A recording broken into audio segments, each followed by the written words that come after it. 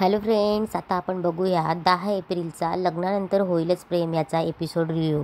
जीवा आपल्या खोलीत बसलेला असतो आणि आपल्या मोबाईलमध्ये काव्याचं जे नाव सेव्ह केलेलं असतं त्याने काव्या पार्थ देशमुख ते बघत असतो आणि त्याने कसं कविराज नाव ठेवलं असतं काव्याचं हेही त्याला आठवत असतं. तेवढ्या तिथे नंदिनी आपला फोन शोधत येते आणि बोलते, जीवा माझा फोन पाहिला का?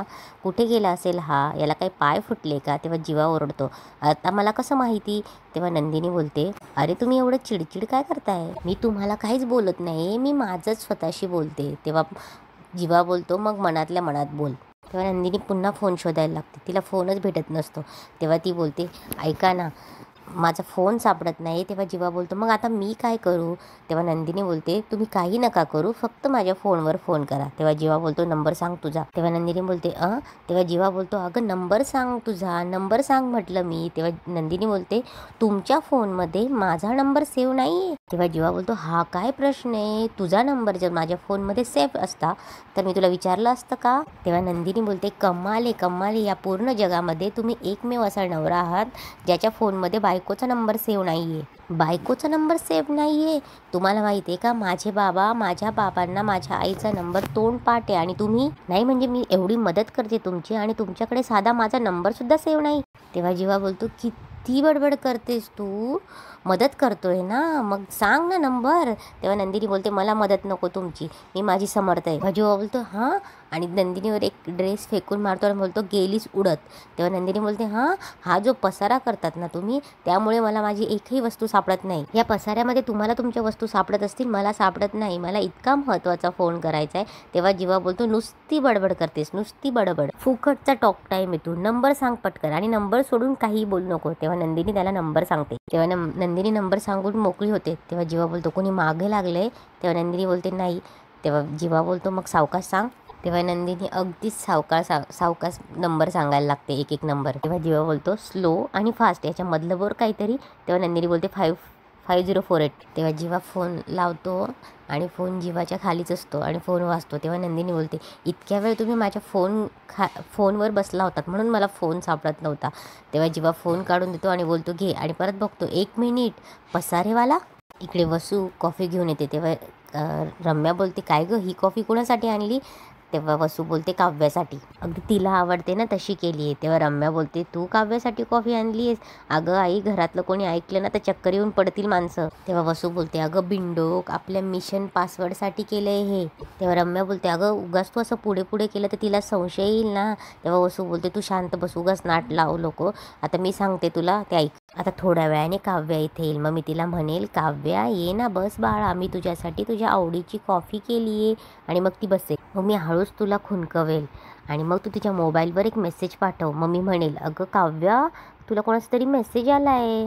आणि मग ती मेसेज वाचण्यासाठी तिचा फोनचा पासवर्ड इंटर करेल, कळलं? तेव्हा रम्या बोलते की मला नाही वाटत काय होईल, कारण की यापूर्वी मी तिला असे बरेच फॉरवर्ड मेसेजेस पाठवले होते पण तिचा रिप्लाय नाही आला. बहुतेक तिच्याकडे माझा नंबर सेव्ह नाही आहे. तेव्हा वसू बोलते, गप्प बस गं. मग मी तिला सांगेल, अगं काव्या, अननोन नंबरवरनं मेसेज आला आहे ना, काही महत्त्वाचं असेल, बघ बरं उघडून. तेव्हा रम्या बोलते, त्याची काही गॅरंटी नाही आई, मला किती अननोन नंबरवरून मेसेज येतात, मी उघडून पण बघत नाही. तेव्हा वसू बोलते, ती बघेल. तेवढं तिथे काव्या येते. इकडे जीवा बोलत असतो, हे काय नावाने नंबर तू सेव्ह केला आहे माझा? पसारेवाला. तेव्हा जीवा बोलतो, तुझ्या आईने सुद्धा तुझ्या बाबांचा नंबर अशाच नावाने सेव्ह केला आहे का? तेव्हा नंदिनी बोलते, छे, माझ्या आईने माझ्या बाबांचा नंबर अहो नावाने सेव्ह केला आहे. तेव्हा जीवा बोलतो, हां. तेव्हा नंदिनी बोलते, अहो क्यूट आहे ना. तेव्हा जीवा रागवतो. तेव्हा नंदिनी बोलते, अहो यात माझी काय चूक आहे? तेव्हा जीवा बोलतो, मग माझी काय चूक आहे? तेव्हा नंदिनी बोलते, सांगा, रद्दी घेऊन येणाऱ्याला आपण काय नावाने हाक मारतो? तेव्हा जीवा बोलतो, आता हा काय प्रश्न आहे? तेव्हा नंदिनी बोलते, रद्दी घेऊन येणाऱ्याला आपण काय नावाने हाक मारतो? तेव्हा जीवा बोलतो, रद्दीवाला. तेव्हा नंदिनी बोलते, भाजी घेऊन येणाऱ्याला काय बोलतो? तेव्हा जीवा बोलतो, भाजीवाला. तेव्हा नंदिनी बोलते, दूधवाल्याला काय बोलतो? तेव्हा जीवा बोलतो, दूधवाला. तेव्हा नंदिनी बोलते, पसारा घालणाऱ्याला आपण काय बोलतो? तेव्हा जीवा बोलतो, पसारेवाला. तेव्हा नंदिनी बोलते, मग ज्या दिवशी तुम्ही पसारा घालणार थांबवणार तेव्हा मी तुम्हाला छान नावाने तुमचा नंबर सेव्ह करेन. तेव्हा जीवा पुन्हा पसारा घालतो आणि बोलतो, मला पसाराच घालायला आवडतो आणि आता मी तुझा नंबर सेव्ह करणार. तेव्हा नंदिनी बोलते, माझा नंबर सेव्ह करणार आहे? तेव्हा नंदिनी बोलते, तुमच्या चांगुलपणाबद्दल मी तुमचे आभार मानते. तेव्हा जीवा बोलतो, मी काय नावाने तुझा नंबर सेव्ह केला ना, ते बघून तू अजून आभार मानशील. तेव्हा नंदिनी बोलते हो. तेव्हा जीवा बोलतो 1 मिनिट. तेव्हा जीवा नंदिनीचं नाव चकाचक बाई नावाने सेव्ह करतो आणि तिला दाखवतो. तेव्हा नंदिनी बोलते, चकाचक बाई. तेव्हा जीवा बोलतो, हो, तुला माझी खोली नेहमी चकाचक हवी असते ना, आता आजपासून तू चकाचक बाई. तेव्हा नंदिनी बोलते, नाही नाही, हे बरोबर नाही हं. तेव्हा जीवा बोलतो, यालाच बरोबर बोलतात, मी मिस्टर पसारेवाला ना. तेव्हा जीवा बोलतो, हो, आजपासून तू चकाचक बाई, आणि तिथून निघून जाते. तेव्हा नंदिनी बोलते, अरे, आणि नंदिनी स्वतः गालातल्या गालात असते आणि बोलते, चकाचक बाई क्यूट आहे. तेवढ्यात वसू काव्याला आवाज येते, अगं काव्या, ये ना, ये बस आमच्याबरोबर. अगं तुला आवडते ना तशी कॉफी केली मी आज. तेव्हा काव्या वसूकडे बघतच असते. तेव्हा काव्या वसूचं डोकं चेक करते आणि बोलते, नाही, ताप तर नाही आत्याबाईंना, तुम्ही माझ्यासाठी कॉफी केली. तेव्हा वसू बोलते, खूप भांडलो ना आपण, म्हणून म्हटलं आपल्या नात्याला आता छान वळण द्यावं, म्हणून तुझ्यासाठी गोड कॉफी केली. तेव्हा काव्या बोलते, गोड. तेव्हा काव्या बोलते, पण मी तर काहीच गोड डिझर्व करत नाही, असं म्हणाला होता तुम्ही या गुढीपाडव्याला. मी फक्त कडुलिंबाचीच पानं खाल्ली पाहिजे असं म्हणाला होता तुम्ही. बघा बाई. तेवढ्यात काव्या जायला लागते. तेवढ्यात रम्या बोलते, काव्या, झालं ते झालं, आई सगळं विसरली हो ना आई. तेव्हा वसू बोलते, विसरली आहे ना मी, आणि मी बदलली सुद्धा आहे, म्हणूनच तुझ्यासाठी कॉफी बनवली. तेव्हा काव्य बोलते, काही गरज नाही, मला फक्त माझ्याच हातची कॉफी आवडते, आणि काव्य तिथून निघून जाते. तेव्हा वसू बोलते, हिच्यासाठी एवढी कॉफी केली आणि हिच्या कॉफीमध्ये ना विष घालायला हवं होतं. तेव्हा रम्या बोलते, ते सुद्धा काही फायद्याचं नव्हतं, कारण की ती ते पण प्याली नसती, एकदम फालतूचे प्लॅन करतेस तू. तेव्हा वसू बोलते, अजून एक प्लॅन आहे. तेव्हा रम्या बोलते, ए आई, काही प्लॅन नको, इथेच आहे ना ती किचनमध्ये आत, मग ऑन दी स्पॉट प्लॅन काय होतं ते बघूया, चल. तेवढ्यात वसू आणि रम्या किचनमध्ये येतात. तेव्हा वसू बोलते, काव्या, तुला कप लागेल ना कॉफीसाठी. तेव्हा काव्या बोलते, मी घेतला असता, तुम्ही कशाला उगाच मदत करताय. तेव्हा वसू बोलते, थोडीशी मदत करते, त्यात काय एवढं. तेव्हा काव्या बोलते, काही गरज नाही. तेव्हा रम्या कॉफी आणून देते आणि बोलते, कॉफी पावडर लागेल ना कॉफी बनवायला, हे घे. तेव्हा काव्या बोलते, काय काय चाललंय हे. तेव्हा रम्या बोलते, दूध गरम करायला थांबली होती मी, बाकीच्यांची पण चहा कॉफीची वेळ झाली ना म्हणून. तेव्हा वसू पाण्याची बॉटल घेऊन उभी असते. तेव्हा काव्या बोलते, काय चाललंय. तेव्हा वसू बोलते, अगं पाणी, गार पाणी, तुला कॉफी बनवायला लागेल ना. तेव्हा काव्या बोलते, ब्लॅक कॉफी करते इथे आणि गार पाणी देत आहेत.